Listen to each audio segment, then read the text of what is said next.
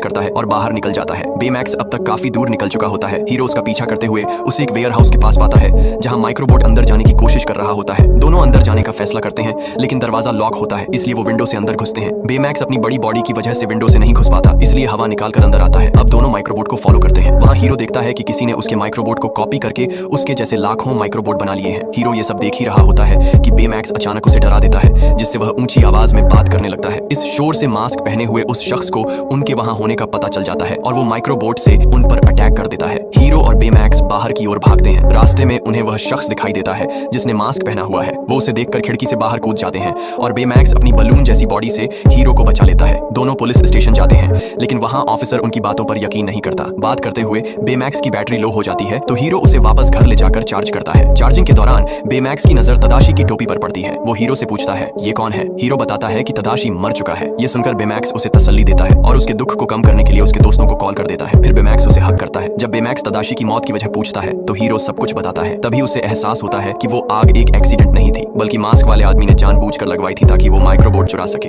Hero बेमैक्स को लेकर garage जाता है और उसे अपग्रेड करता है। वह एक नई चिप बनाता है जिसमें कराटे टेक्निक्स होती हैं और उसे तदाशी की चिप के साथ बेमैक्स में डाल देता है। साथ ही एक स्पेशल सूट भी बनाता है। अब हीरो बेमैक्स का टेस्ट करता है, फिर उसे लेकर उस मास्क वाले शख्स को पकड़ने निकलता है, लेकिन उनका पीछा एक वैन कर रही होती है। इस बात से वे बेखबर वेयर हाउस पहुंचते हैं जहां अब कुछ भी नहीं होता। माइक्रोबोट की हलचल देखकर वे उसका पीछा करते हुए समंदर तक पहुंचते हैं। वहां मास्क वाला शख्स माइक्रोबोट्स पर खड़ा होकर उनकी तरफ बढ़ता है। हीरो और बेमैक्स छिप जाते हैं। तभी वो वैन भी उनके पास आती है जिसमें हीरो के सभी दोस्त होते हैं। हीरो उन्हें वहां से जाने को कहता है लेकिन उसी वक्त मास्क वाला शख्स हमला कर देता है। बेमैक्स सबको बचा लेता है और सब वैन में बैठकर भागने लगते हैं। मास्क वाला शख्स वैन पर हमला करता है जिससे वैन ब्रिज से नीचे गिर जाती है। शख्स उन्हें मरा समझकर चला जाता है लेकिन बेमैक्स अपनी बॉडी को बलून बनाकर सबको सतह तक वापस ले आता है। इसके बाद सभी छुपने का फैसला करते हैं तो फ्रेड उन्हें अपने मैंशन लेकर जाता है। उसे देखकर किसी को यकीन नहीं होता कि ये फ्रेड का घर है। अंदर जाते ही हीरो उस पक्षी वाले चिन्ह को बनाता है जो उसने मास्क वाले शख्स के सामान पर देखा था। जब वो सबसे इसके बारे में पूछता है तो किसी को